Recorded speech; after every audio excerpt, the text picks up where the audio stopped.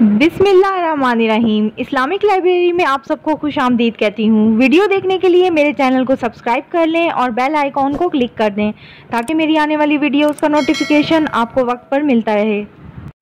आज का मेरा मौजू है मकाम इब्राहीम की फ़जीलत। खड़े हुए आदमी के पाँव जिस जगह पर हों उसको अरबी में मकाम कहते हैं।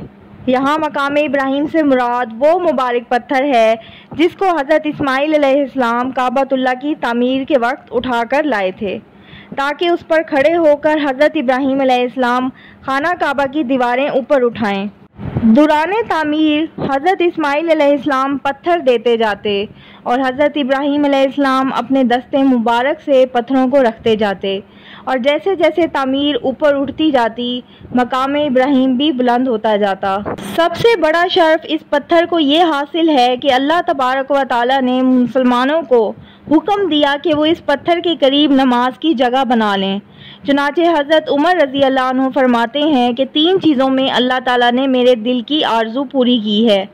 उनमें से एक ये है कि मैंने अर्ज़ किया, या रसूल अल्लाह सल्लल्लाहु अलैहि वसल्लम, क्या अच्छा हो अगर आप मकाम इब्राहीम को मुसल्ला बना लें। और आयत शरीफा नाजिल हो गई, मकाम इब्राहीम को मुसल्ला जाए नमाज बना लो।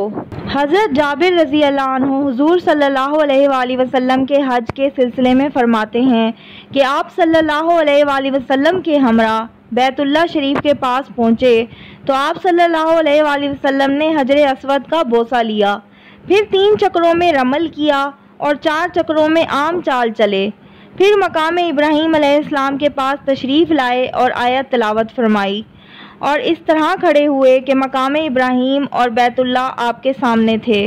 इस मुबारक पत्थर की दूसरी फजीलत ये है कि ये जन्नत के याकूतों में से एक है, जैसा कि रसूल अल्लाह सल्लल्लाहु अलैहि वसल्लम ने इरशाद फरमाया है कि हजर अस्वद और मकाम इब्राहीम जन्नत के याकूतों में से 2 याकूत हैं।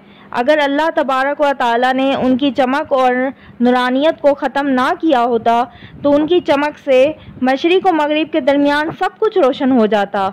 एक रिवायत में आता है कि अगर बनु आदम के गुनाहों ने इनको आलूदा ना किया होता तो ये मशरिक़ से लेकर मगरिब तक हर चीज़ को रोशन कर देते। हसन बसरी रहमतुल्लाह और दीगर उलमा से मनकूल है कि मकाम इब्राहीम के पीछे दुआ कबूल होती है।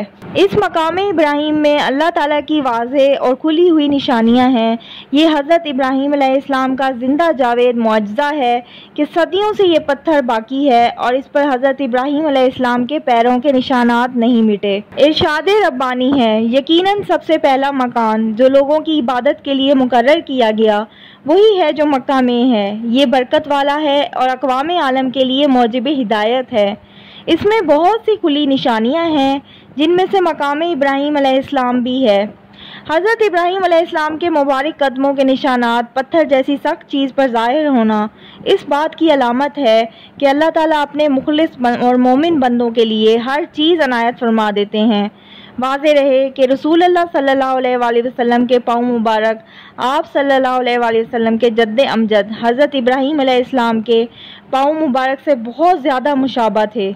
जैसा कि एक सहाबी हज़रत जुहम बिन हुज़ैफ़ा रज़ी अल्लाह अन्हु जो काबा की तामीर कुरैश और तामीर इब्न ज़ुबैर रज़ी अल्लाह अन्हु में शरीक थे फरमाते हैं कि आन हज़ूर सल्लल्लाहु अलैहि वसल्लम के कदमैन शरीफैन के निशानात मकाम इब्राहीम अलैहिस्सलाम में हज़रत इब्राहीम अलैहिस्सलाम के पाँव के बहुत मुशाबा थे।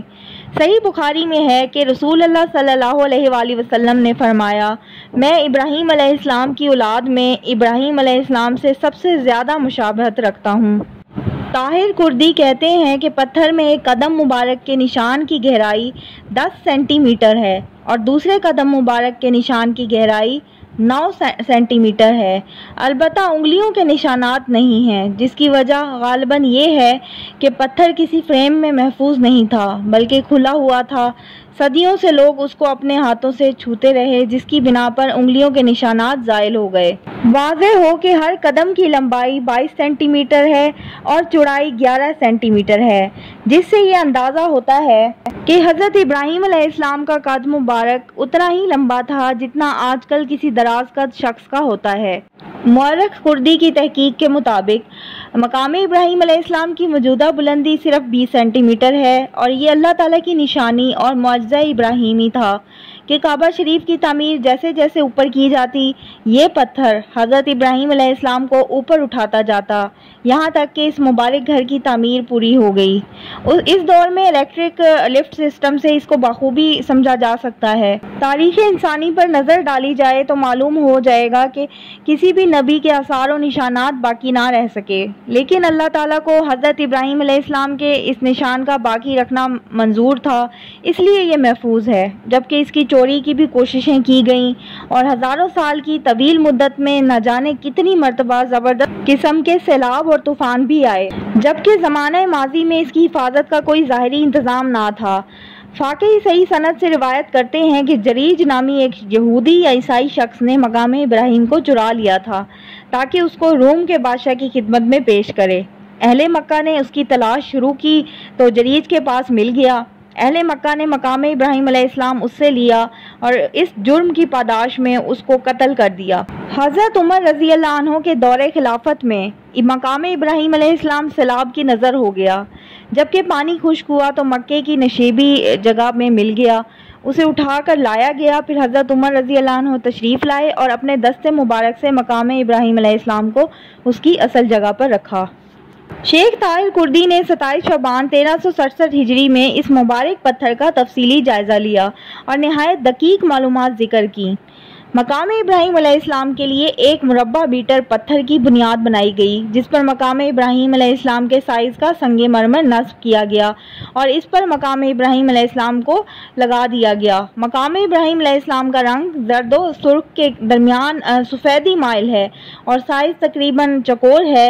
مقام ابراہیم علیہ السلام کا نیچے والا حصہ اوپر کے حصے سے قدرے وسیع ہے۔ مقام ابراہیم کی حفاظت اور اس کی زیبائش و آرائش کا اہتمام خلفائے مسلمین نے اپنے اپنے زمانے میں کیا ہے۔ اس سلسلے کی ایک کڑی یہ ہے کہ مقام ابراہیم کو چاندی کے ایک صندوق میں محفوظ کیا گیا اور اس کے اوپر ایک گنبد نما کمرہ بنا دیا گیا، لیکن جب طواف کرنے والوں کی تعداد زیادہ ہوتی تو یہ کمرہ ان کی راہ میں رکاوٹ اور پریشانی کا سبب بنتا۔ چنانچہ رابطہ عالم اسلامی نے یہ تجویز پیش کی کہ اس کمرے کی عمارت کو ختم کر دیا جائے اور شیشے کا ایک ہال تیار کر کے مقام ابراہیم کو اس میں رکھ دیا جائے۔ یہ تجویز سعودی حکومت نے منظور کی اور پھر شاہی فرمان کے مطابق اس تجویز پر عمل درآمد ہوا۔ اس طرح یہ مقام ابراہیم علیہ السلام شاندار کرسٹل میں نصب کر دیا گیا، جس کے گرد لوہے کی مضبوط جالی لگا دی گئی اور اس کو سنگ مرمر کے ایک بڑے پتھر میں نصب کر دیا گیا۔ اس اقدام سے مطاف کی 15 مربع میٹر جگہ خالی ہو گئی، چونکہ پرانے کمروں کی عمارت نے 18 مربع میٹر جگہ کو گھیر رکھا تھا۔ خادم حرمین شریفین نے شاہی فرمان جاری کیا کہ ہال کے معدنی ڈھانچے کو بدل کر پیتل کی دھات سے نیا ہال بنایا جائے اور اندرونی جالی کو سونے کی پالش کی جائے اور بیرونی جانب 10 ملی میٹر شفاف شیشہ نصب کیا جائے۔ اس شیشے کی خوبی یہ ہے کہ شدید حرارت کو برداشت کرتا ہے اور ضرب لگانے سے نہیں ٹوٹتا۔ چنانچہ ان شیشوں کو لگانے کے بعد مقام ابراہیم میں پاؤں کے نشانات صاف دیکھے جا سکتے ہیں۔ مقام ابراہیم کے نیچے جو کالا پتھر نصب تھا اس کی جگہ سفید سنگ مرمر نصب کر دیا گیا تاکہ مطاف کے ساتھ سفید رنگ کی مناسبت ہو جائے۔ یہ ترمیمی عمل 20 لاکھ ریال کی لاگت سے 21 شوال 1418 ہجری کو مکمل ہوا۔ بوسہ لینا یا استلام کرنا صرف حجر اسود اور رکن یمانی کے ساتھ خاص ہے۔ مقام ابراہیم کا بوسہ لینا یا اس کا استلام کرنا چھونا درست نہیں۔ اس کی فضیلت تو یہی ہے کہ اس کو مسلح بنا دیا گیا ہے۔ اس لیے ایک مرتبہ حضرت عبداللہ بن زبیر نے کچھ لوگوں کو دیکھا کہ مقام ابراہیم کو چھو رہے ہیں، تو آپ نے فرمایا، اے لوگو، تم کو اس کے چھونے کا حکم نہیں دیا گیا بلکہ اس کے پاس نماز پڑھنے کا حکم دیا گیا ہے۔ حضرت عطا رحمہ اللہ کے نزدیک مکروہ ہے کہ کوئی شخص مقام ابراہیم کا بوسہ لے یا اس کو چھوئے۔ یہ تھی میری آج کی ویڈیو۔ بہت سارے لوگ جو میرے چینل کو دیکھ رہے ہیں جنہوں نے ابھی تک سبسکرائب نہیں کیا تو میرے چینل کو سبسکرائب کر کے میری حوصلہ افزائی کریں اور میری ویڈیوز کو شیئر کریں اور لائک کریں۔ اللہ حافظ۔